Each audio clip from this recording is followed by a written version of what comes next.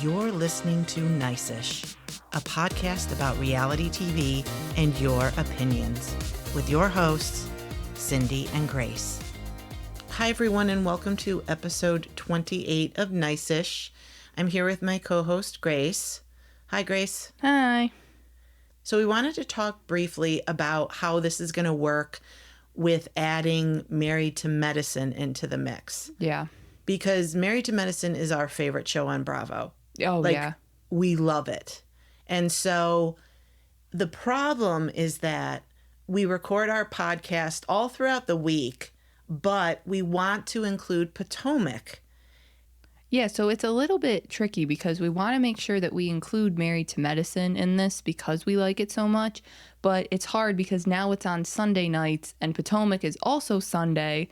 And we don't want to be almost like a week behind when we're releasing episodes because we do it on Mondays. We release them. Right. We don't want to have basically like you've already watched the new episode and we're talking about the episode prior. Yes. Yeah.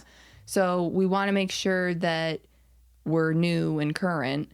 And that's why we record Sunday nights, so that we can include Sunday night's episode on the Monday podcast. Right. However, because we have to watch the episode, record the new episode, edit the episode, and then upload the episode, usually Sunday nights are very long for us, and we're up to like 2 a.m.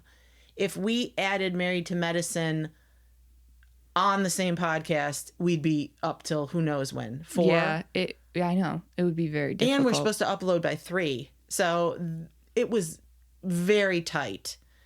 But again, we love the show. So what we decided was we're going to do a separate podcast episode just for Married to Medicine recaps. Mm-hmm. And we're going to record those early in the week and release them on Wednesday mornings.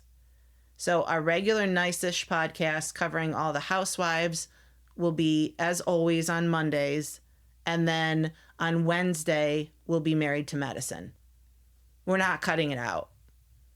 And what's really funny is you're like, let's not watch tonight's episode of Married to Medicine so we can get a jump on stuff. And I was completely on board. And then the episode started. Yeah, I know. We sat there and we sat there and we watched. And then by the end, we're like, oh, well. I know. There goes our head start. I know. We lost an hour. I don't care. It was good. I'm so glad they're back.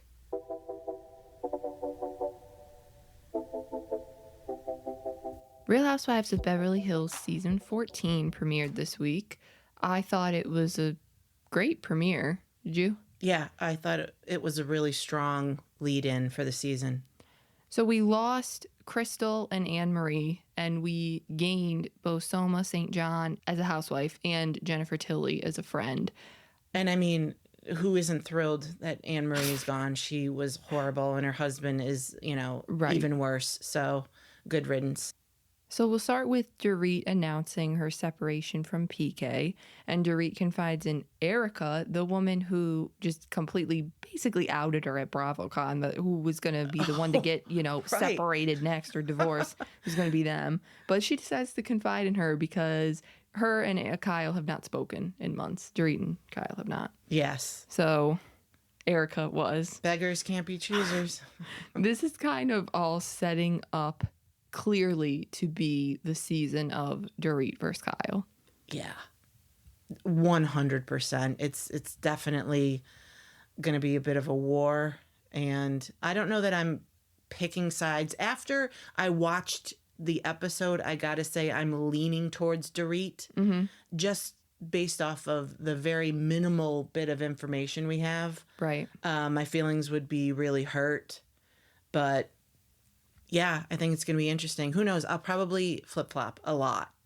Yeah, because they can both be annoying in their own right. So it could go that way. But yeah, I'm kind of with you too. Right now, I was kind of like, okay, I like Dorit a lot. Mm-hmm. So I kind of might tend to go that way. But you got to meet Dorit at BravoCon, the very first one. I love her. Like, you got a selfie with her, and you gave her a gift, and she was lovely. One thing about Dorit I will say, too, though, is she's very personable to anybody that she's talking to. Yeah. Like, she's very touchy-feely. Like, she'll either grab your arm or your shoulder or whatever, like, as she's talking to you. I don't know. When I took like your that. picture of the two of you, her cheek was on your cheek. Like, it Yeah. was face to face. She was very lovely. We were best buddies for those 5 minutes. It was 5 nice. seconds. But I don't know. I don't really pull for anybody on the show. Right. I don't Yeah. have a favorite or anything. So I kind of like it that way. Mm-hmm. Because then I go up and down each episode and, you know, just enjoy that. Kyle says that Mauricio has moved out and shared on Instagram Live that her friendship with Dorit wasn't what people thought it was and that they weren't that close. Clearly, this hurt Dorit's feelings, and now what friendship they had has deteriorated because of this. And I don't know, I thought that seemed pretty harsh too. I don't know why the defense for these women sometimes is like, oh, well, we're not that close. And it's like, because this has come up before, but in other franchises, things like that. And it's like, I don't get why you think that that's the right move. Ever. I mean, I probably would have used that excuse when all those allegations of Anne Marie's husband came out. Like, I don't know her. Mariah Carey, her ass, I don't know her. That's But valid. yeah, Yes. I think it's been pretty clear that they're friends, and I think they had a close friendship. You had a nickname for your group, like that Fox Force 5 thing or whatever it was. Like, Yeah. the fact that you had a nickname for a group, that means you're close, okay? And I don't care if you've only gone on one family trip together. Yeah. It's a family trip together. I mean, I don't go with any neighbors or friends like that on those types of trips. Right. So it doesn't have to be several, Kyle. Well, it's one. And you've been on all these cast trips together, too. I mean, I realize that those are filmed, but it's like you're still together. Yeah, it was lame. It was a really lame excuse. And it was very hurtful. My feelings would have been very hurt. Yeah. Like, I talk to you every day, but okay, we're not that close. Right. Okay. So we're going to jump to the main focus of the episode, which is Sutton's party, which had the theme surrealism, I guess. Like, Dolly inspired. I don't know. Any excuse to just dress up in something weird. I'm guessing 1% of the people at that party could explain what surrealism is, so let's not. So Dorit arrives first and is introduced to Bose when she arrives and immediately tells her, I just separated from my husband, PK, who is an alcoholic. Okay, hi, nice to meet you. Okay. Then she was literally telling everyone, like every person she came in contact with, she told that person that he was an alcoholic. I would not be surprised if she told her driver. She She did. was just letting it fly. And all he probably said to her was, hi, how are you? And that's it. I'm your driver. Yeah. Where are you going? I'm sorry. I asked where I'm dropping you off, and I got your life story. Yeah, I'm very sorry about your husband, but can I have the directions? Yeah. You had posted on Blue Sky and said, Dorit just called PK an alcoholic and said they don't have sex. And you had gotten a response back from at amsmith-1.bluesky, who said, I mean, she's had enough. Yeah, I think so. I mean, Dorit had said he has gotten sober. So that doesn't mean you're not an alcoholic. It just means that you're sober. And all of the issues that they had were still there. So it was really nice that he wasn't drinking, but then, you know, things didn't get better. So I can imagine it would be very hard to deal with mood swings and stuff like that. And, you know, I do think she probably had enough. So the women are arriving, and there's a funny moment, too, when Jennifer Tilly meets Bose for the first time and says to her, if I ever get married in Las Vegas, I'm going to come and borrow that dress from you. I know, that was funny. I love how she just says to in Vegas. Like, it has to be there. Like, I'm not getting married, like, you know. Well, because the dress was so crazy over the top. It was gorgeous. It was. But it was a lot. It was surreal. God, I don't even know what that means. I don't either, but it had to fit the theme. Everybody loved it, so. I have a feeling we're going to like her a lot. Yeah. Jennifer. I'm Bose too, but Jennifer just seems like, she seems a lot like Sutton, only better. If that A little makes bit sense. more fun. Yeah. A little bit more laid Because back. Sutton can snap Yeah. and get a little intense. Yeah. Whereas Jennifer Tilly seems weird and kooky 24/7. Mm-hmm. So she's kind of like an elevated version of Sutton. And I like Sutton. Right. So I'm here for it. I know. So all the women are at the party, but there's clearly kind of two groups here. Kyle arrived with Erica, so they're sitting separate from Dorit and Bose, who eventually come over. And then Kathy arrives and sits down with the women and just begins to take her hair extensions out because she said she was hot. Does that make sense to you? No, it doesn't make sense. I have absolutely no idea. I don't understand how that's going to help at all. And Kyle's just like trying to help her take them out too. Like, oh my And it's God. not like you have your hair down and you want to put it up, where I can understand a little bit, I guess. Your hair's down, you have extensions in, and you're just taking out a couple pieces of hair. I bet you Sutton found those all over her lawn after. Probably.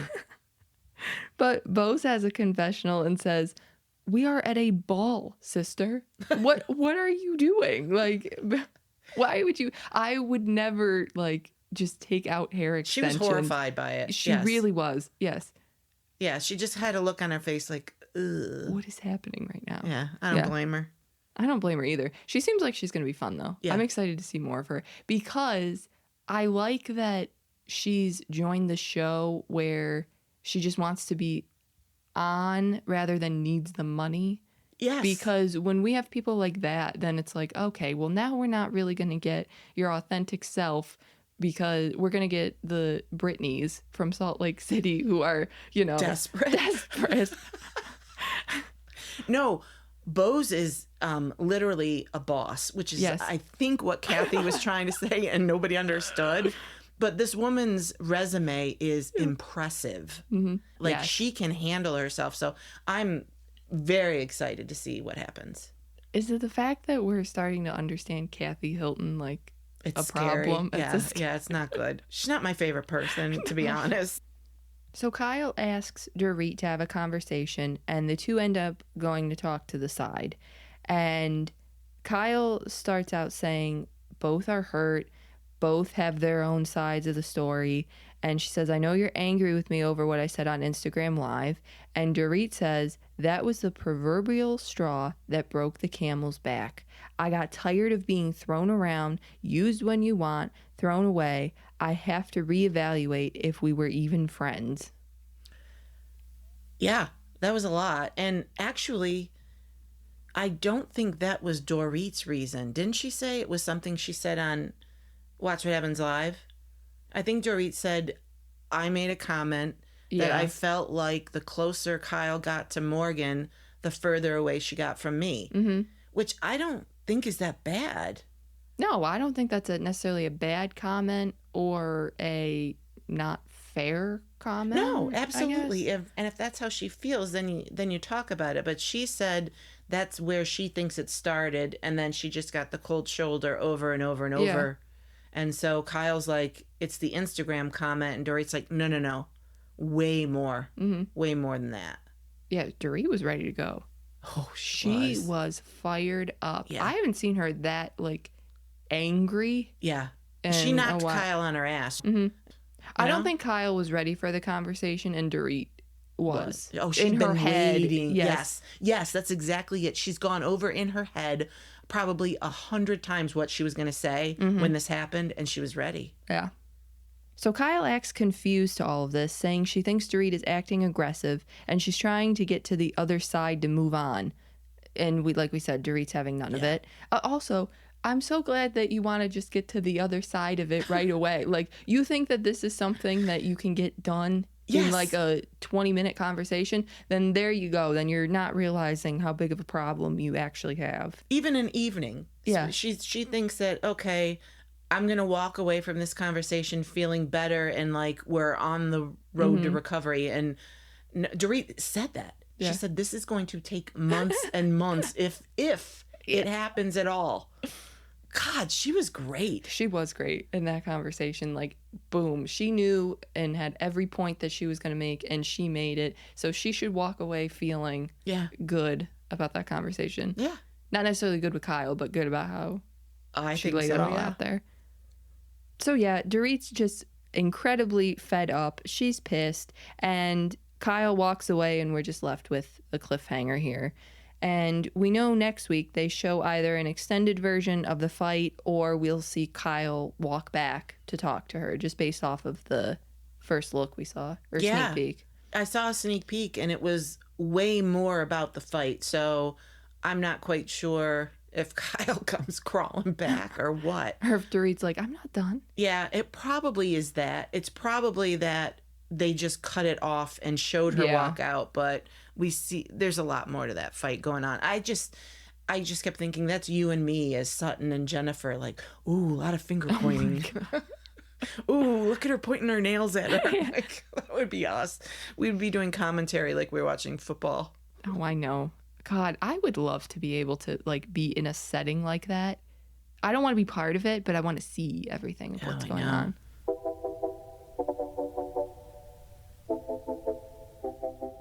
So let's talk about this week's episode of Real Housewives of Salt Lake City, because it was outstanding. Yeah, it was phenomenal. This is like when we talk about wanting like the old Housewives moments back. This is it. Yes, it was everything. It was funny. It was interesting. There was drama. It was mean. It was everything. So much going on. Yes, so much so that we watched it a second time. Mm-hmm. But only the dinner party. That's all we're going to talk about. There's other stuff here and there, but there is so much to talk about with the dinner party that's what we're going to focus on. So the theme was breakfast at Tiffany's and Audrey Hepburn. So everybody kind of came dressed like that. Well, no. Not everybody. There's always someone, and in this case, some two, who did not go with the theme. So all the women sit around at the table, and Angie says she's surprised to see an invitation next to her for Brittany, who's not there yet, by the way. And Mary says the reason she invited her was to show her that she's not poor. Oh my God, I love that. That right there, you knew it was going to be a good dinner. Like, start right off with Mary saying that, I invited this stupid bitch because I want her to know that I'm not poor. Yeah. And that I can afford things. Yes.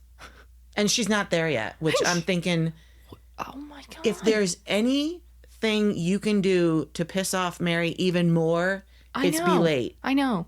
I don't care what your reason is either. Like, the fact that you got invited, you should be lucky. Yes. Because Mary did not have to do that. No, she didn't. So Brittany shows up late and is not dressed in the theme, which I said, honestly, is just another way to piss Mary off and make her disgusted by you.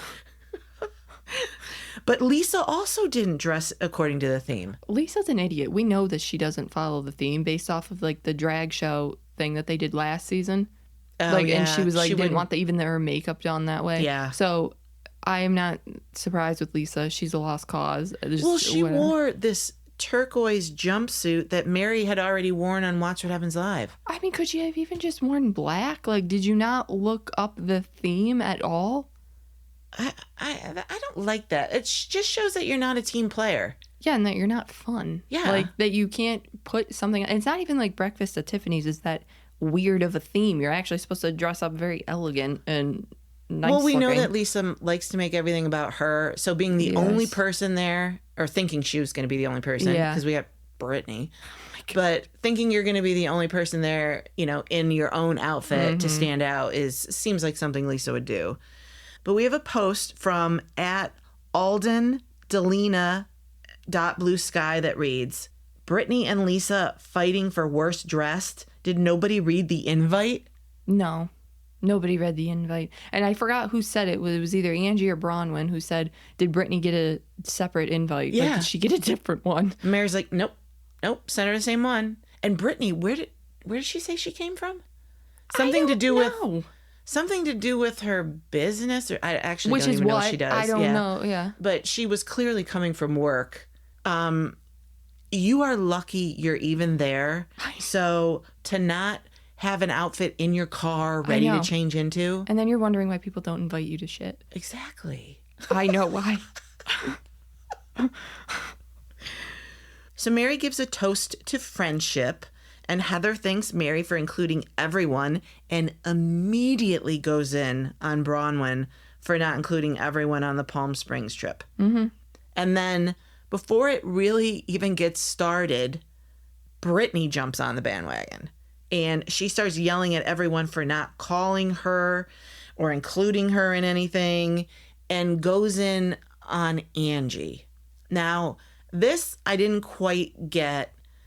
Heather seemed to be the only one that took Brittany's side on this, but Brittany's saying that Angie came to her home for a church function and brought a bottle of wine as a gift, right. which she says is completely inappropriate. Uh-huh. And Whitney pointed out that Brittany is currently drinking champagne at the table. Yeah. And Brittany's like, well, you know, that's just for me. This was in front of my church guests at my home. And Angie gives this absolutely savage response of, you're doing 3 guys, but you're offended I brought a bottle of wine. God, I know. Oh my God, I died. I know. That was one of many comments that we're going to get from this dinner that I was like, holy shit. And also, I don't get too, because Brittany was like, well, Angie, you brought it, to my church function. You didn't bring it for me, or like just for me. And then you do the flashback and Angie's like, this is for you.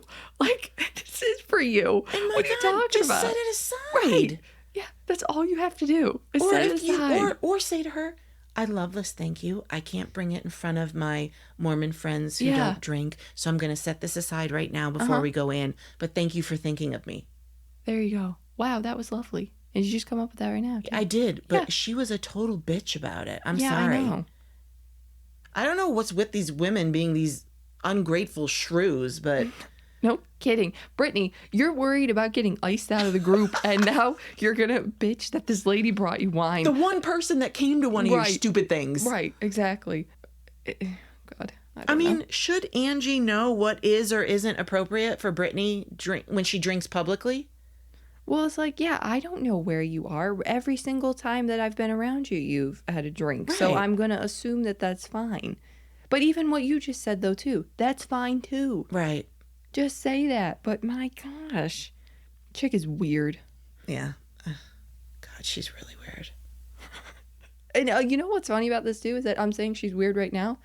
We're not even... I'm obsessed with her, though. But we're not even going to get to the weirdest part of what she did here either. I know. And that's what's so funny about this. Okay. Well, Mary has a confessional and says that she doesn't know who Brittany is currently dating, but she does know that Brittany's ex, Jared, keeps sliding into her DMs. So then they post his screenshots to Mary. And I'm going to read just briefly part of them because they're a little long and we're not going to go into it, but I'm going to read the main parts. In one DM to Mary, he says, I really enjoyed getting to know you the other night. What a quality and amazing human you are. In part of another message, he says, I think you're amazing. And then in another message, he says, I was immediately connected to you as a daughter of God. I feel that spiritual connection still. I mean, this is so weird to me because, I'm sure Brittany had said that when she first met Mary, it did not go well. So you decide to write her and say how much you love her and what a connection you feel with her. Brittany is probably so jealous because he doesn't have a connection with Brittany at all. And oh my God, ouch. And at least there is some connection with Mary. This is just so skeevy. Yeah, it's weird.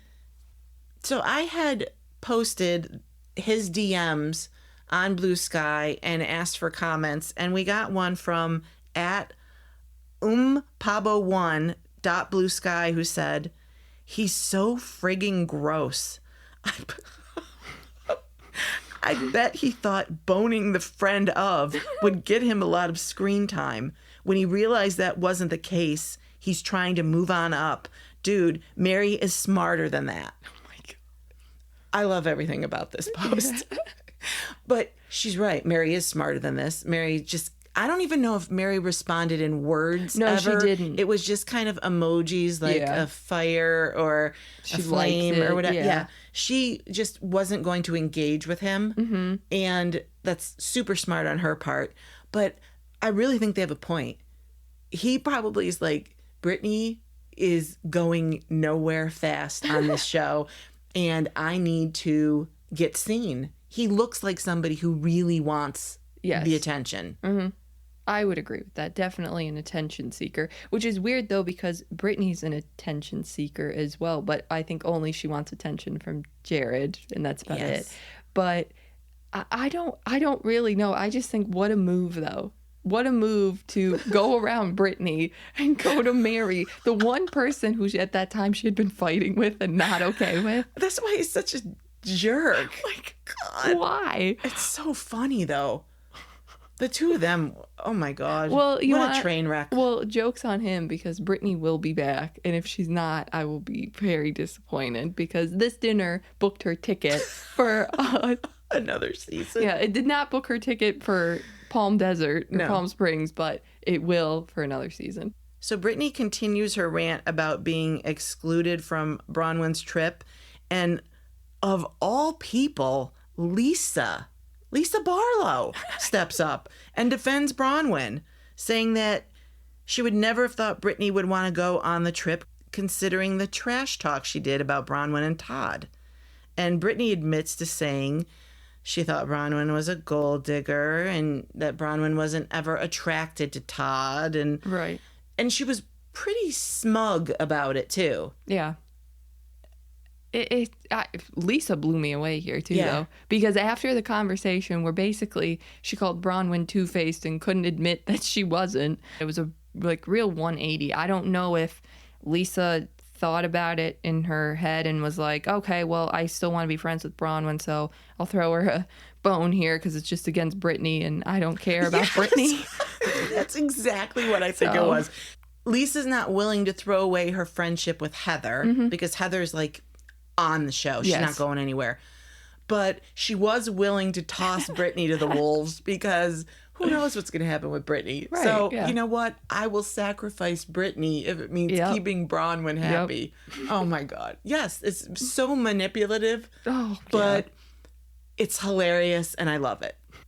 So then Heather kind of gets nasty and starts in on the lack of a prenup again with Bronwyn and Todd. She calls Todd an asshole and brings up not getting invited to the Palm Springs trip, to which Bronwyn replies that she wanted Heather to come, she planned on Heather coming, and she even bought a first-class return ticket for Heather.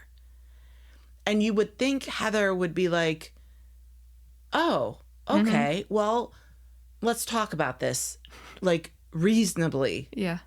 But that literally sets Heather off. And she seems stunned by this and asks how she could do it. And Bronwyn says, well, I asked someone your birthday and your full name. So who do you think she asked? Well, the camera panned over to Whitney, so I just assumed that. And it would make the most sense. Your cousins. So obviously, who would know your birthday? Your cousin would. Yeah, I would think. I've seen on social media a lot of people thinking maybe production did. Could have been that too, yeah. It could have been either. I think production probably wanted Heather there. Yeah. So they would have been like, oh, okay, that's great. Yes, this is the information you need. Well, and actually, they probably would have known that information considering all of the trips that they book to other places, anywhere they travel. So yeah, I'm sure they did know. Well, Heather, in what seemed like this gotcha moment for her, tells Bronwyn that she couldn't possibly know her birthday because she's lied to every single person at the table about it. Everybody's just kind of looking at her like, what? Especially Mary. Oh, Mary's look was priceless. Like, what are you talking about? Why would you lie to anybody about your birthday? It doesn't make sense. It makes zero sense because, first of all, you went to school with Lisa and Angie. Oh my God, you're right. I know. So, like, they would know. Yeah. So I don't know who you're hiding it from. And then it sounds like it wasn't just the year, as though she was worried about somebody finding out her age. It sounds like the day, too. Well, Who yeah. do you not tell the day to? Well, and Whitney's your cousin. I'm sure she's been to a birthday party or two of yours. You've never had one? Like, it's so weird. yeah, it's absolutely bizarre. And to think that that was exactly what you said, was that gotcha moment. Yeah. Like, that would reflect poorly on Bronwyn in any way. You just look like an idiot. Yeah. And if we go through things now, are you even trustworthy? Because you lied to production and the cast about your black eye. You lied about your conversations with Bronwyn because, girl, we have the receipts. We saw them, and you are not even remotely truthful about those. Right, I know. So it's not even like it's a your side versus hers. It's like you're just fabricating. Right, because we've seen them. Yes. And now you're lying about your birthday. So why should we believe anything you say? We shouldn't. Oh, okay. So Heather asked Bronwyn about the seats that she got everybody on the plane, and Bronwyn handled it masterfully. Oh, God. I posted, Heather, why did you book yourself in first class? Bronwyn, because it was my goddamn credit card. That's why. Any other questions? And I paid for a first class seat for you too, bitch, but you just decided not to go. So we got a reply from @Jules94.bluesky who said, Heather is so damn annoying. She's taking her hate of Monica out on Bronwyn, I feel. And I thought this was a really interesting point. Do you think Heather hates Bronwyn so much because of Monica? Yes, 100%. Oh, whoa, that was quick. I think that's why her and Lisa have this pact. I think this is actually what it stems from. I think after last season, with all that stuff with Monica, Lisa and Heather, I think, were the two that were the most particularly pissed. Mm-hmm. And not that everybody else wasn't, but I think those two. And I think that they had a conversation about it and said, we are not letting anybody else on this show, whoever gets added, come between the core here. We got to all stick together. We got to do that. I could see that happening. I think that that's why the way it is. And that's too bad, because it seems like there is some sort of history with Lisa and Bronwyn, and I don't see anything that Lisa's talking about. No, I don't either. The two of them are delusional, Heather and Lisa. I don't see anything that they see at all. So Heather then explains that she's fiercely protective of her friendships, but she does actually apologize and says that she came off mean, which I thought was a good acknowledgement, because she was vicious, frankly. And I think she's Very been harsh. mean every single time she sees Bronwyn. Yeah, I know. So they agree to start over, and Lisa yells, "Yay!" Oh my God. You know, Lisa can bug the shit out of me, and then something like this pulls me back in, and I'm like, I love this woman. I know. It's so funny. Because you want to know why she did too? It's because it benefits her. Yeah. It benefits her that they get along. Because she threw that out there. She goes, "Yay, now we can get back to being friends, and no more side eye at me, Bronwyn." Right. Yeah, yes. It was totally about her. It literally all has to do with Lisa. If it doesn't have to do with Lisa, then she doesn't give a shit. So we think everything's good, right? Yes, we think everything is good. We think, okay, all this, dirty laundry has been aired out and we're good and we can continue on with a lovely dinner. Yeah. No. Oh my God. That's not what happens. Brittany is not happy. She says, "I'm glad you're all clapping, but this is not cool. You guys, seriously, what about me?" I've never seen anything like that on reality TV before. I have not either. Oh my God. It was, I used to say, Grace, that the cringiest moment was Dorinda, Ramona, and Sonia at that benefit for Bridie, who was like sexually abused, right? And how awkward that was. This is up there. This is way up there. Who stands up in front of all of her girlfriends and screams, "What about me?" I mean, I'm almost like, I don't even know what to say about this, but I'm going to try to process my feelings again on this. We watched it like, what, 3 times? Yeah, it was so and good. And each time I try to think, what was she thinking in her head here that would cause her to do something like that and cause this much of a scene? I feel like it's almost like what she wants to say to Jared, like, what about me?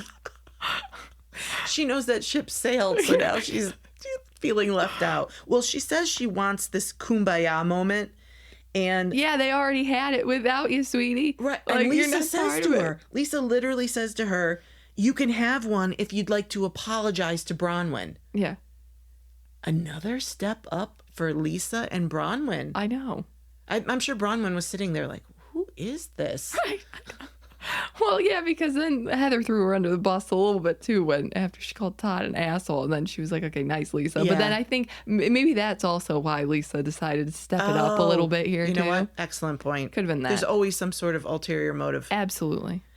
So Brittany looks over at Bronwyn and says, "Bronwyn, I officially apologize for those mean things I said about you and your husband." Officially. That I co-signed like not even 20 minutes ago, but now I've had 20 minutes to think about it, and I am so sorry. It's just crazy. Oh my How God. like just not like inauthentic is that? Is inauthentic a word? I think so. Yeah, let's use it. Okay. Yeah. Sure. Well, I just think she's so left out that she's like, you know what? I'll give her an apology. Oh my God, I know. Girl. And Bronwyn's like, are you sure you're saying this? You know, not because they told you to? And she's like, no. And Brown's like, okay. I know. I'll take it. Fine. I guess. You're not going to be here next season, so let's just move on. I hope she is, though. No, she will be. This gained. This is what she needed. This is the amount of crazy we need to make things interesting and funny. Oh, yeah, this was so funny. Because a lot of the drama can get darker, and, you know, we like that too, but this is the incredible jaw drop stuff. Yeah. Oh, God. What about me? I can't. So, we think we're done. We think we're going to have a great dinner. There's nothing else we can talk about, right? No other fights, no other problems. Wrong. Angie would like to have the floor. Mm-hmm. Angie would like to address Mar. For what seems like the millionth time, we have to hear about Angie's husband, Sean, and his argument with Mar and what he said on the... I'm gonna keep going. Anytime we're talking about Angie and Sean, it's going to be Mar. Oh, God. So get used to it. No, I love it. Okay. I think it's so funny. So we hear about Angie's husband, Sean, and his argument with Mar and what he said on the podcast about her son, Brooks. And Mar decides to play the podcast on her phone to prove her point. Yeah. And for whatever reason, she kind of holds her phone out in front of Whitney. Yeah, I don't know why. Like, you would think that to hold it in front of the table, it would just be like you'd go in towards the table, but she's just holding it at Whitney. Or even towards Angie. Right, yeah. But no, she's pointing it at Whitney, who's dumb enough to grab it. It seems like she's giving it to her. I will be honest, it does appear that you're giving it to her. Like, she's the only one across from you. There's nobody on the other side of you. You're the end. So Whitney grabs it and then tries, I don't know if she was trying to turn it up or down. I'm not even really up. Yeah, that's what she said. She said she was trying to turn it up, but... I don't know. The girl can't work a phone, so... And then Meredith just grabs it back from her, like, give it back. You, like, basically, like, you Don't stole it. scroll Like, you my took phone. it. Yeah, like, scrolling. Meredith. What do you think she's going to do? She can barely turn it on. I know. She's trying to turn the volume up. So then we get this really hilarious reenactment from Whitney. Bad bangs and all. Yes. It was so funny. Look, I love Mar. She's one of my favorites. She's one of my favorites. I really do. I find her funny. Yeah. And I do find her likable most of the time. She has her bad moments, but we all do. She takes herself a little seriously, and that's what I like. If that's her only crime, right, don't sue her. It's so funny. That and the bangs are her crime. That should be a jailable offense, I think. They were so bad. Yes. Well, Whitney does this reenactment where she's wearing these fake bangs and she's like, don't you dare. And it was so funny. And like I said, I love Mar, but I can laugh at my favorites when something's funny. And I don't even like Whitney that much, but I thought that was hilarious. It was funny. Because this isn't the first time that Whitney has done a reenactment of Meredith. And because of Mar. I'm sorry. Good call. I didn't know who you were talking about. Well, Mar grabs the phone back, and then this like shouting match ensues between Angie and Mar, with Angie calling Mar miserable and hateful. And I gotta say, as much as I love Angie, I think she's being a lot in this situation. Yeah. Because, I mean, Mar feels like you used her son in a conversation. And so just say you're sorry. Yeah, I feel like this would all be done if he would just apologize. Like, just give her the I'm sorry, or give the Housewives apology of the I'm sorry you felt that way, or whatever. Right. You know, give it whatever spin you want. But just say that, you know, because at the end of the day, too, it's like it's all about the women. I hate when the men get involved. I hate it. I don't actually know why any of the men are on podcasts. Who's asking the men to be on? I know. I don't. Why I don't do get I care that about your opinion at all? Like literally at all. Well, I found this to be a lot like Lisa using Angie's daughter, Electra, as an example, because Angie's saying Sean wasn't talking about Brooks. He was talking about your behavior, and Brooks was part of the example. Mm-hmm. And if Angie doesn't have a problem with that, then why can't Lisa say, you use your daughter to get off the phone with me? Mm-hmm. Because that's just your behavior, right. Angie. She's talking about your behavior, not Electra. She's just using, you know. So for me, it was the same exact thing. But we all know that hypocrisy runs rampant in these shows. So, you know, they don't see theirs, but they see someone else's. No, that's a good point, too. I actually didn't really think about that. So then Angie and Ma are yelling, and Mary stands up.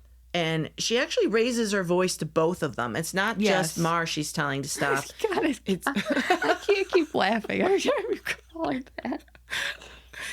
Well, she actually shouts at Angie first. Yes, she does. I think multiple times. And she's like, Angie, stop. Angie, stop. And then she turns to Mar and says the same thing. If you're not going to listen to me, get out of my house. But all that Mar heard was the get out of my house part. Which is actually really ironic, isn't it? Because they weren't listening, and that was the beginning part that she didn't hear was, if you're not going to listen. Yes, that's exactly it. I'm telling you to stop. You can't hear me. Yeah. You can't hear anybody else. You're both shouting. Right. And the one part she doesn't hear. Yeah. So, But, I mean, Mar was really hurt.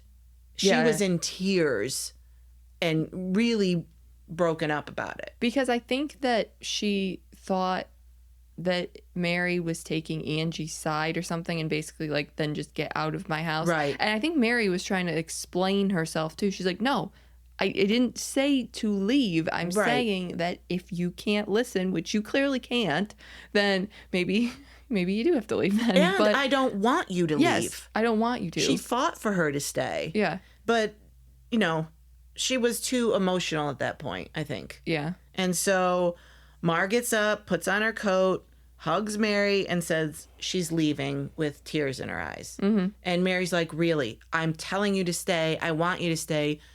This is about our friendship. I'm asking you to stay. And she wouldn't. No. So should she have stayed? Yeah, I think I hate when anybody walks away. Stop leaving shit. Yeah. And honestly, though, if you had just, I know that Meredith wouldn't have wanted to hear what Angie had to say, but if you would have just let her talk, which was actually the whole point of this dinner or this lunch, that was to hear everybody and just say that even if you don't agree with what she's going to say. That was Mary's whole point. Yes. Literally. Yeah. You're going to hear what you might not want to hear, but just listen. And then wherever you go from there, fine. Right. But Meredith couldn't do that. As soon as it got close to like the LGBTQ plus thing, as soon as it got there, then she was like, I'm done. Yeah. And it's like, just listen to what But same Angie's with going to Angie. say. My God, how many times are we going to bring this up? Yeah, this I don't woman know. has begged you for an apology. Yeah, and you just won't She do feels like you included her son. it. Yeah. Just give it to her. I don't know why you can't. Just I don't say it. either. I mean, just give her what she wants. It's not going to cost you anything. Literally, it's not. I don't understand why in that moment earlier at Palm Springs when Sean could have just given her one Yeah. and he couldn't do I thought it. he was a jerk. Yeah. I get how hurt and angry he was. Yeah. But Meredith apologized to him. Well, that's what I was going to say, though, too. It's like, yeah. So anyway, that was the dinner. It was intense. It was wonderful. It was terrible. It was funny, weird, Yes. everything. All those things. It was great. We get a sneak peek for next week's episode, and the women go on what Heather calls a girls' camp. Yeah. It looks terrible. I'm sorry. Yeah, I know. It's all I don't know. outside. That's enough to be a big negative for me. I know. I don't know whose idea this was. Like if it was Heather's, but she's been having a lot of bad ideas. Yeah. This is another strike against her. Exactly. It looks a lot like Girl Scouts, but Yeah. we get a scene with Mary and her son Robert that looks super emotional. Ugh, I think jeez. he might actually finally break down and kind of tell her what's going on with him. Mm-hmm. I don't even know if I want to see it on camera. Well, yeah, that's what I was going to say too, is that it's hard to hear about it. And then I don't know what we're going to see. Yeah. He was in So- tears. I can't believe they filmed it. Same. I'm just glad he's getting help. We said it last Yeah. week that he has already been to rehab and he's out. So, look, I just wish him well. Mm-hmm. You know?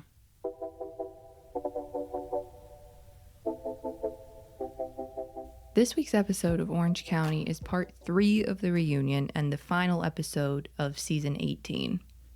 Season 18. I know. A lot of seasons. I know. We made it through. We did We it. did it. The episode starts with a teaser that 5 of the women, Gina, Emily, Shannon, Heather, and Tamara, got together 36 hours after the reunion finished and filmed a pickup scene that we'll see after the reunion.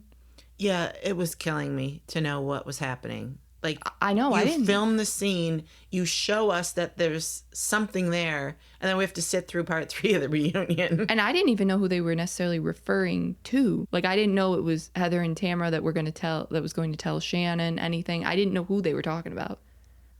So the episode continues with Alexis on the couch fighting with Shannon over who has been on TV longer. And Shannon saying she's been on for 10 years, and Alexis has to be the one-upper and says she's been on for 15. And then Shannon comes in with the zinger, "You're a TV star." It was so funny. It was funny. She is just so tired with Alexis, like just drained from this woman, and she does not care at all. Well, Andy's face through this whole interaction was Yeah. hilarious to me because he's like, are we really arguing about this? I know. God, it's funny. Then we get to a segment with Alexis talking about the alleged loan to Shannon from John. And Bravo puts up screenshots of John's text to Shannon, and they read, January 24th, 2022. Wire done. Sent you a simple loan document. Call me with any questions or if you want to change something in it. And then January 26th, Shannon said, I sent you a heartfelt email the other night and would like for us to come to a resolution. Then he responds, I'm struggling with your response. Nothing is easy. And then also says, I look forward to working things out with Judith's assistance on Monday, and I am committed to taking you to your procedure on Tuesday. I am going to take the weekend to myself. I love you. So those were the texts. Then they also post Shannon's email to John as well, which says, Thank you for wiring the money this afternoon. Your generosity is greatly appreciated. I really don't know what to say about your request for me to sign a promissory note, something that was never discussed, and I am caught off guard by the timing. I don't need to pay in installments. She also writes, I am incredibly insulted. The addition of a 10% interest rate and a $50 late fee leaves me speechless. This is not a business transaction. It is a boyfriend loaning money to his girlfriend of over 2.5 years. So, what are your thoughts on the texts and the emails, and if this was a loan or not? It's tricky. I do think that it was a loan. The word loan is used multiple times. Yeah. Shannon offered to pay it back. What I think is particularly shitty is for him to ask for 10% interest and a $50 late fee like he's some fucking bank. I know. Who are you, Mr. Monopoly? He asked her to sign some sort of loan document, but then is that what the promissory note is? Because it sounds like they were two different things. It does sound like they're two different things. And I'm wondering if she had looked over the document and didn't like it, and then he was like, well, I'll send a promissory note then. I don't know how that works. But yeah, I do think that the interest rate thing is shitty. The whole thing is pointless because Shannon offered to pay him. So well, I know. That's why I don't get that either. Also, I will just say here too, it's just never great to ask for money from anybody unless you are married. Or mother-daughter. Good point. Yeah, I ask for money all the time. I need $20. Feed me. I will say absolutely none of it made sense about the NDA. No, I wasn't following that either. And I'm not sure if I wasn't following it because it doesn't make sense or if because Alexis was the one who was trying to explain it. Probably both. Yeah. But it was stupid. Emily was right. They would have signed it at the beginning of the season. Had Shannon violated that, she probably would have had to pay a penalty. Trouble. Yeah. You know? So that wasn't going to happen. So they should have just done that. John was an idiot. After the reunion concluded, we get a little bit of an update here that Shannon posted a receipt of her wire transfer to John in the amount of $60,000. So this is the last time we will literally have to talk about this. Hooray. Yes. We got a post from @MsPers1.bluesky that says, so they settle when the season wraps? ? I mean, I will admit, you wanted your money, you pursued it all this time, and now you're accepting $60,000 instead of $75,000? Yeah. That seems weird, doesn't it? It seems very weird, and it was all because of the stupid NDA thing. And that I just don't understand how he wouldn't have benefited from that NDA, though. It doesn't make sense because that's not the reason, in my opinion. Yeah. I think it was all to blast Shannon, to make her look terrible. All of this. He didn't care one way or the other. Yeah. He didn't care about the money, clearly. He just wanted to get back at her for whatever reason and decided this is what he was going to use as his excuse, which was the NDA. So I think now that the season's over, there's not going to be anything more to air. So he's like, okay, now I'll take the money. Yeah, he probably knows now, too, that Alexis definitely isn't getting a second season, so let's just end it now. Oh, my God. She was a terrible spokesperson. She really was. She has not changed in that fact over however long it's been since she's been on. She's not very bright. And, you know. Bravo then posts a video of John saying it's not his intent to show anyone the videos of what happened that night, but if Shannon would like to see them, and then Alexis chimes in, with me in the room, then he would show her. Oh my God, Alexis. She's the worst. God. Somehow she manages to make me dislike her even more. I know. You don't need to be there, bitch. No. It has nothing to do with you. That night has nothing to do with you. That relationship has nothing to do with you. You were not there. You were not part of it. And the way she inserts herself in everything is driving me insane. Yeah.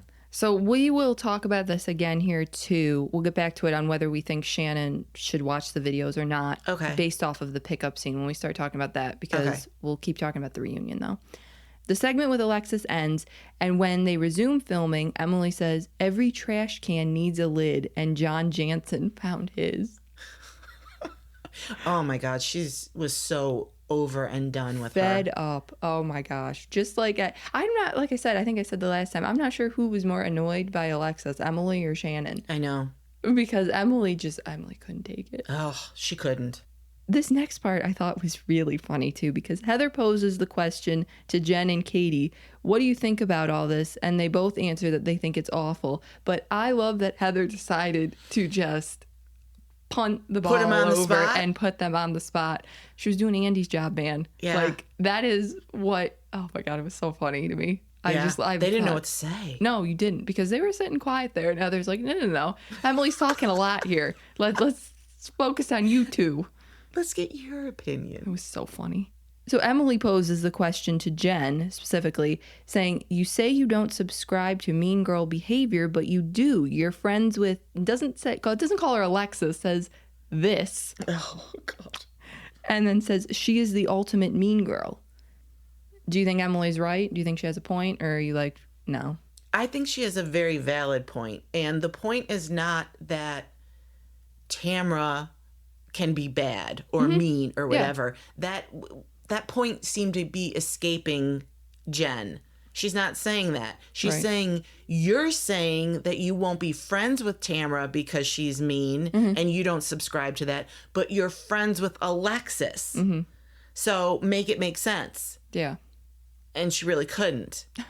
No, I do. Yeah, I kind of get what Emily's saying there too. It's kind of like the whole, well, she's nice to me deal. And that has never really flown like with me. I don't love that reasoning. It's not great. You're supposed to be my friend. You're supposed to back me up. My sister, my soulmate, my friend.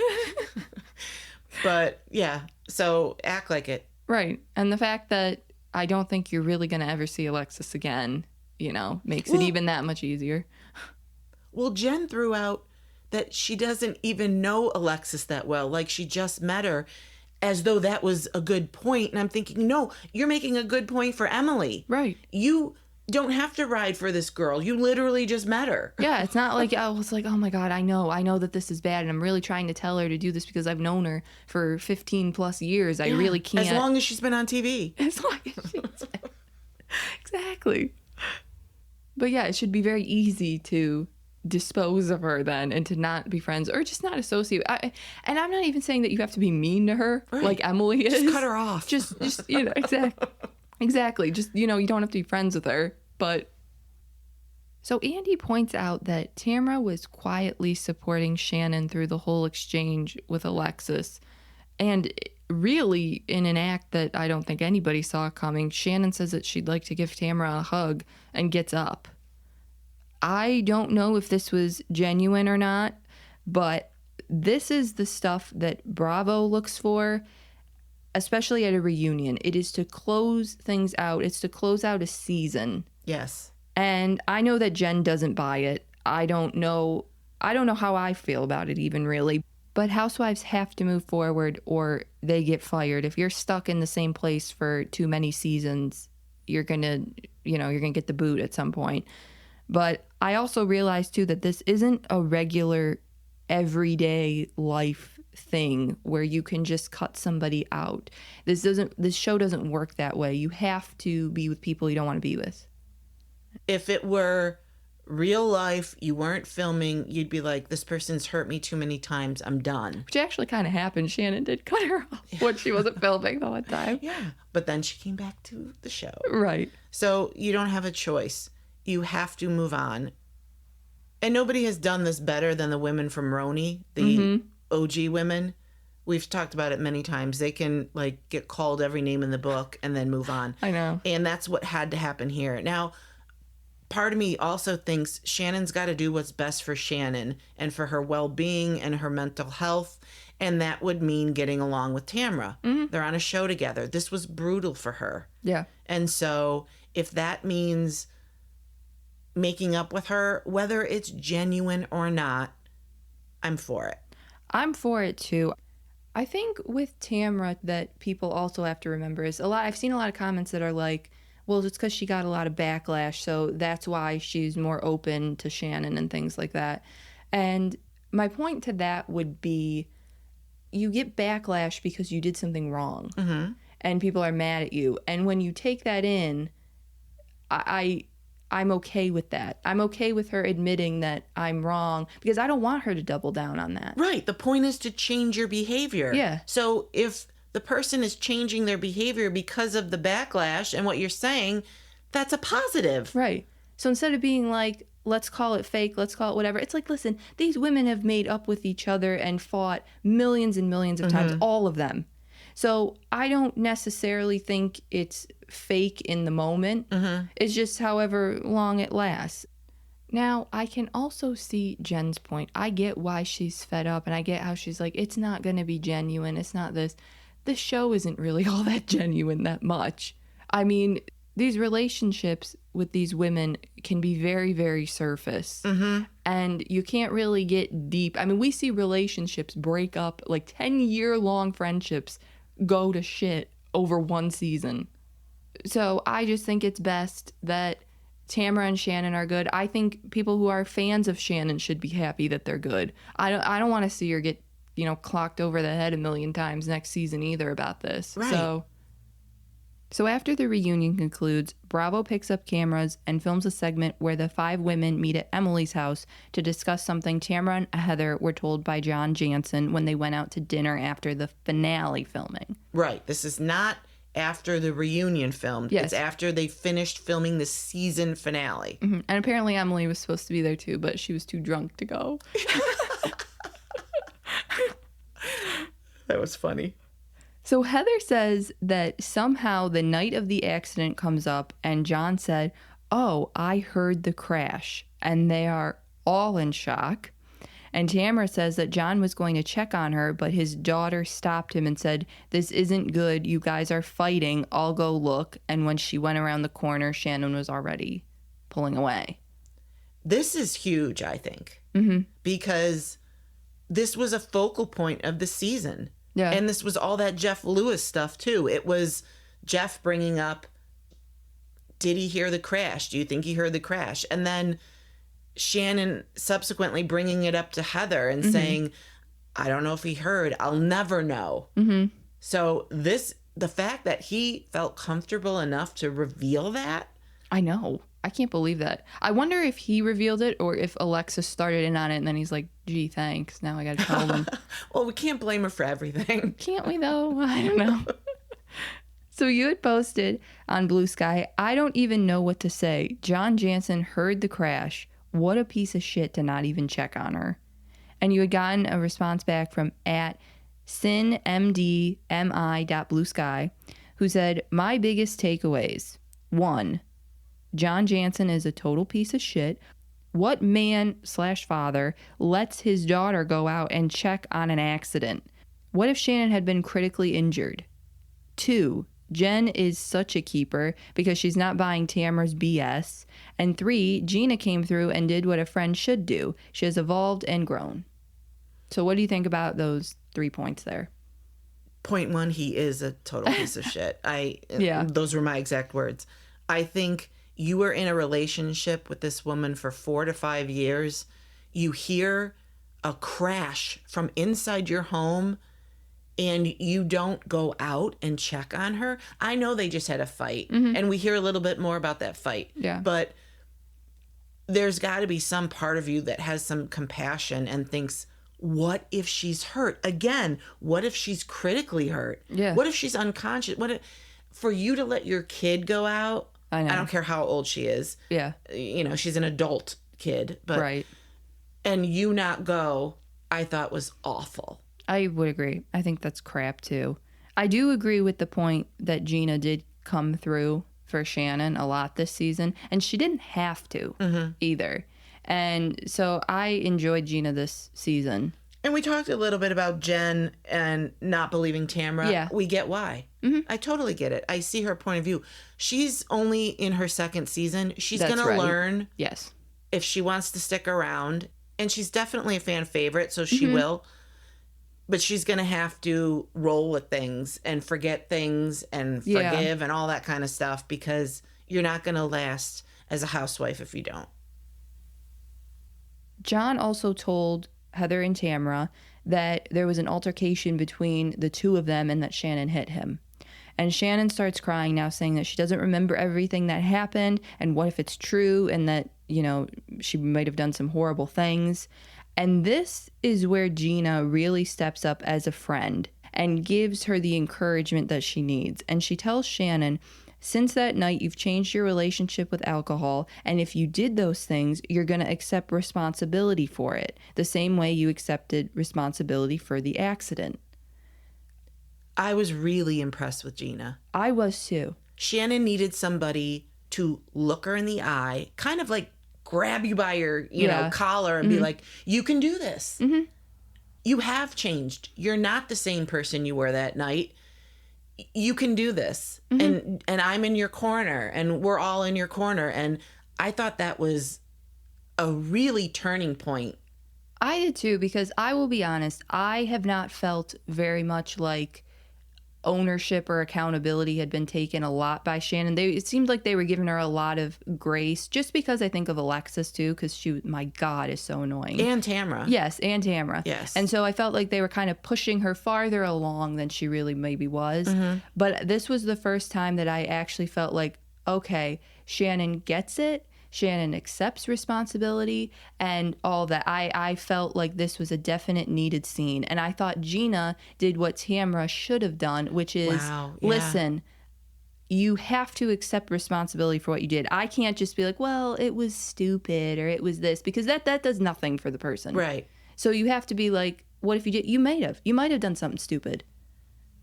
I agree 100%. It was the first time I felt like Shannon acknowledged that she might not have remembered what happened. Yes. And she was scared, and she might have done some really terrible things. And I think that's the first step in healing. I do think she's trying, but you have to acknowledge what you did. Yeah. And I saw it there. And I agree. I thought Gina was a rock star. So do you think that Shannon, then, going back to what we talked about before with John, do you think that Shannon should watch these videos, or do you think that it maybe isn't a great idea? I think if there's part of your memory that's absent, that you just, from alcohol or whatever, and there's actual video proof of you doing something, I think Shannon should watch with her lawyer. I would want to know what I did. I wouldn't want to wonder, and I wouldn't want to take John Jansen's word for it. Oh, that's a good point. Yeah. So let me see it with my lawyer, and then maybe he can destroy them, whatever. But part of healing is also accepting that, you know, you might have done something that was pretty horrible. Yeah. So, no, I agree with that. That's a good point. Thanks. You're welcome. So Emily asked the question to Heather and Tamara, if you knew this after the finale wrapped 4 months ago, why didn't you tell Shannon or bring it up at the reunion? And Tamara said that they felt Shannon did need to know, but they were discussing kind of how to tell her, and Heather and her went back and forth on it multiple times. And they actually kind of forgot to mention it at the reunion. Heather's list just, you know, literally Katie, Katie, Katie, Katie, Katie. That's who she was focused on. Wasn't really actually Shannon at this point. So we got a post from @seagolightly.bluesky that asked that exact question, which was, why didn't Tamara or Heather tell her? Heather knew it was so important to Shannon, and to not bring it up at the reunion. It just seemed very, I don't know. This person thought it seemed very weird. Do you have any theories or thoughts on it? And do you think bringing it up, does it matter when? They did eventually. I think ultimately the fact that they thought they should tell her and did tell her is a good thing. I think they were in a terrible place with Shannon relationship-wise. I don't know how well she would have received it at that point. I don't know if they were waiting a little while so that she would be approachable. Could have been, too. And maybe to see how the reunion actually went, because I agree with you. I don't think it actually matters that much. I'm not really that worried about it, because I think had they told her the night after, I actually don't know how Shannon would have received it, or if she would have been mad at the two of them. You know what? Just triggered in my brain when you said that is Shannon's also in a lot stronger place to hear it. Yes. You know, if they had told her after all that filming, she might not have done well with that information. Mm-hmm. But now I think she's a lot stronger. I think she can handle it. And I don't know if that factored in or not, but it would have for me. Yeah. So the entire episode and season ends with Gina telling Shannon, "You have got to get better taste in men." I mean, it's the perfect ending, I think, because we never have to hear about John Jay again. Mm-hmm. I mean, I guess unless they bring back Alexis, but... I don't know that they're going to do that. I really don't think so. I think it just... I don't think anybody liked her, really. And not even that. She added nothing except grief. Yes, exactly. So there's no point. Yeah, and normally I think that they like conflict and stuff, but it wasn't even anything like a Katie Heather conflict, which actually I found interesting. Yeah, same. And a bit of a back and forth. This just seemed way too deep, and I don't want to hear about people suing other people on the cast and stuff like that. It's just not where I want this to go. So good riddance.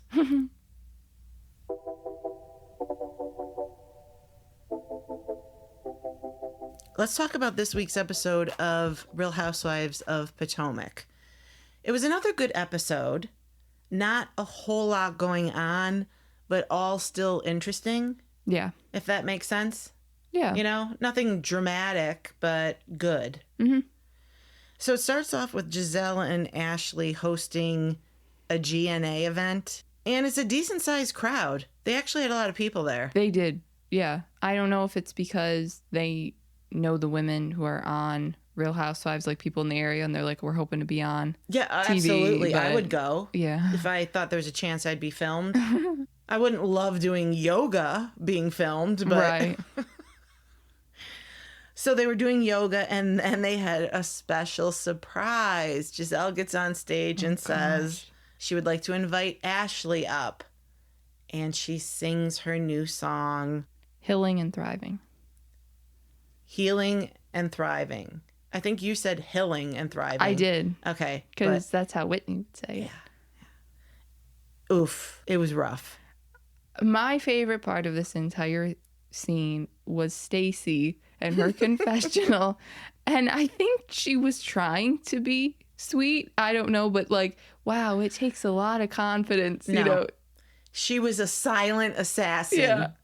She was not sweet. She was being so shady, wrapped in a bow. Yes. Yeah. I gotta say, there are very few people on this planet that can sing a cappella. Yeah. And sound good. Yeah, was she supposed to have music? Or did we just not hear it? Was her mic a little Maybe too we loud? blocked that out too. I don't know. I mean, I think about the national anthem and how hard that is. And, you know, there aren't a lot of people that can sing that without music. And Ashley is not one of those people. She can't sing her own songs without music. Right. Without, somebody mentioned auto-tune. Yeah, it might have been Wendy that said that. Like that she could have helped her out and got her some auto-tune. So okay, that might be the most memorable moment of the episode. So on a scale from like Candy Burris being obviously a great a 10. Yes, a 10. To like all the way down to, you know, Kim Zolciak. We'll put Luann at like a 3 just because she can do other stuff. 3. Well, I'm gonna tell her you said in that. In singing terms, though, and the show, she's fantastic. Right. But 3 singing wise, she used to be a 5. She's actually gotten worse. But somehow, I think it's all the cigarettes. All that practice. Yeah, it's probably the smoking. Yeah. Where would you rank Ashley in that, like, in a number? Oof. God, that's funny. We really should have a bar, like 1 through 10, and literally have a housewife for each number. Well, because I don't know if anybody can get Gretchen, to a 9. And there's, you know. They're all on the lower half. They're 5 and under. I don't know that the only person that gets up to a 10 is Candy. Yeah. And that's because she, you know, is a unicorn. Yeah, that's fair.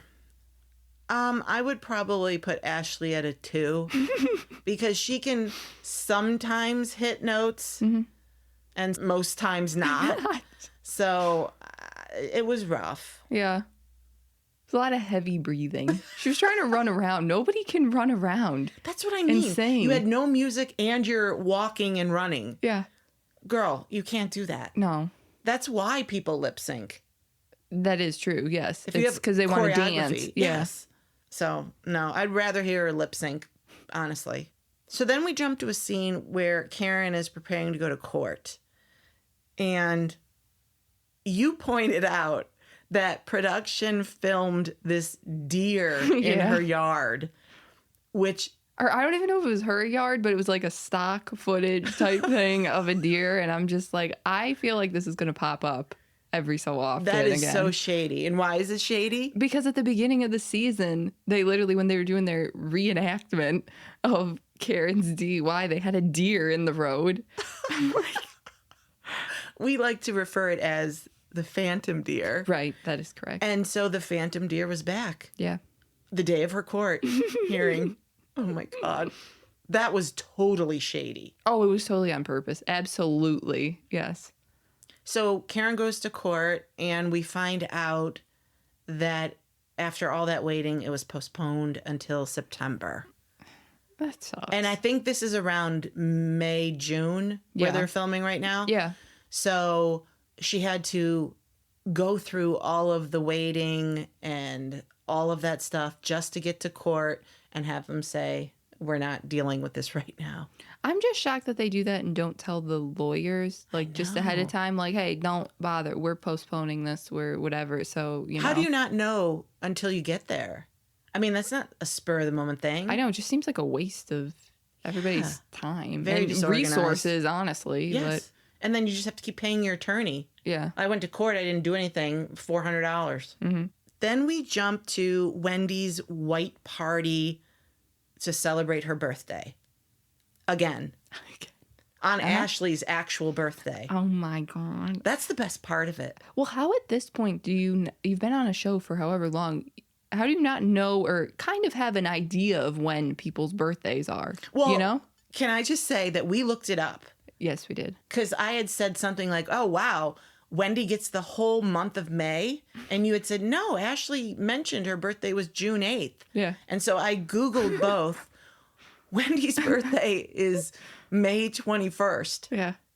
And Ashley's is June 8th. So Wendy gets the month of May and June. I'm just like, we're not even in the same month anymore. You couldn't have even had it that, like, in the month of May. Oh, my God. You had How to move funny to is that? June. God. Yeah. And we already celebrated your birthday. You're going to do it again? And there was no mention or peep that it was Ashley's birthday Yeah, either. I know. Ashley kind of had to keep telling people, oh, it's my birthday. Yeah. Oh, wow. It's my actual birthday. So then we see a scene with TJ, Stacy's best friend. Mm-hmm. And he sits down next to her at the dinner table and proceeds to act like an ass. He's weird. He was a complete fool. He's throwing this fit because he says that she hasn't been by his side all night, that she hasn't looked for him, and he's really getting bitchy. Yeah. Actually, that's exactly what it is. It's very bitchy. It's very snippy. Yeah. And it's just like... passive-aggressive. Yeah. Like, so, dude, go back and hang out with Ray again. Yeah. You know, you guys were fine. She doesn't need to babysit you. No, I know. So, we're filming a show, buddy. Stacy puts her hand on his arm, and he was super nasty about it. I had posted, oh, hell no. TJ did not just say, you can take your hand off me. And he said, I'm warning you, to Stacy. This fool acts like he needs a babysitter. And we got a reply from one of our favorite people on the planet, at David C. Ganhow, at Blue Sky, who posted a GIF saying, that boy ain't right. So from tonight's episode, what did you think about TJ? I thought he was totally bitchy. I thought he came at her for absolutely no reason. You're at a party. Isn't the point to go and talk to other people? Yeah.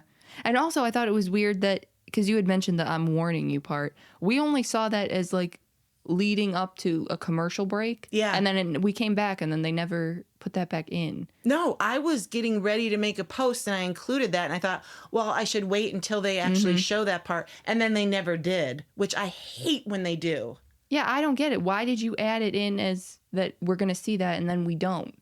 So, yeah, I thought that was annoying too. Because I really wanted to know what that was in reference to. Yeah, I know. What innocent thing did she say that you jumped all over? I know. I would agree. I don't know what he could have said. But yeah, no, tonight he was wicked annoying. He didn't, it's weird because he said that she didn't come look for him, but it doesn't really seem like you want to be around her all that much. And she's filming. Yeah, I know. We're filming Like a show. they're filming an episode. Yeah.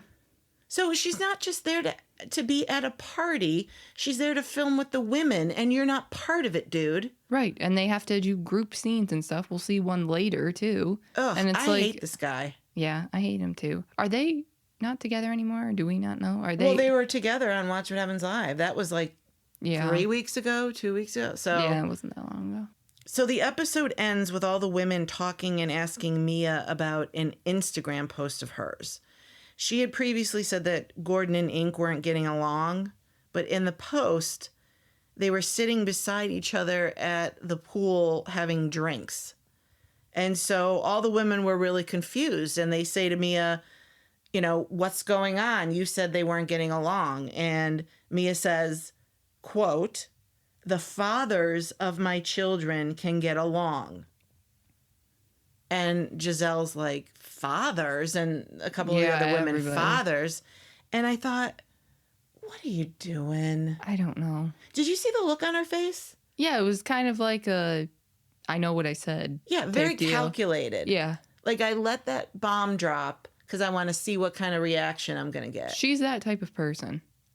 To see what reaction you're going to get from somebody or like a shock value type deal. Like that's why I think she does it with, like when she did it with Kiarna when she was like, I dated football players too. Right. Like that thing was so weird too. Like what? That didn't happen to you. I actually don't believe that happened to her.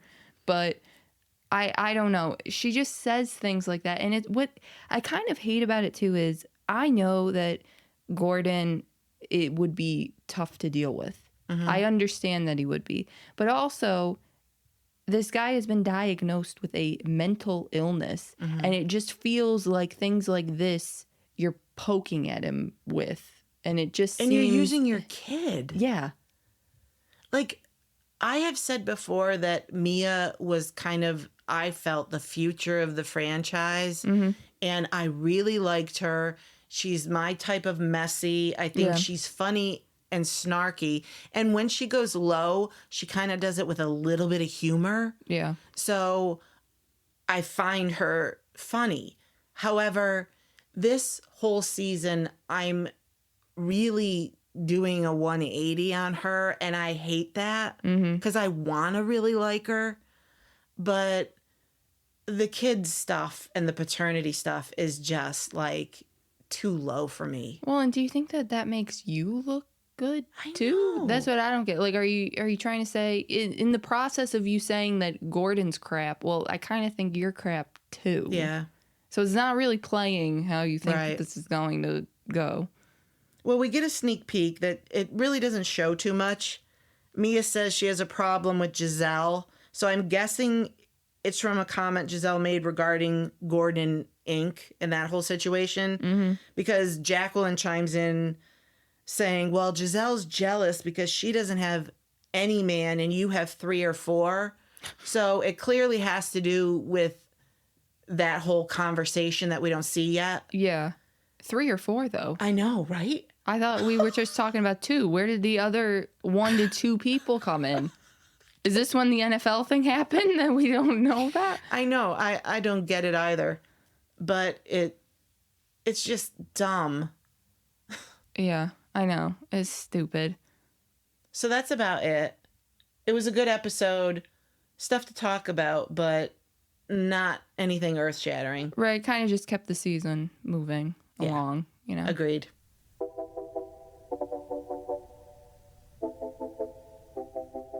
Thanks for listening to episode 28 of Nice-ish. You can follow us on Instagram, Threads, or Blue Sky at Niceish Podcast or Love Cindy C. You can listen to Niceish wherever you get your podcasts and on YouTube. Look for new episodes every Monday and now Wednesday. Thank you for listening and have a Niceish day.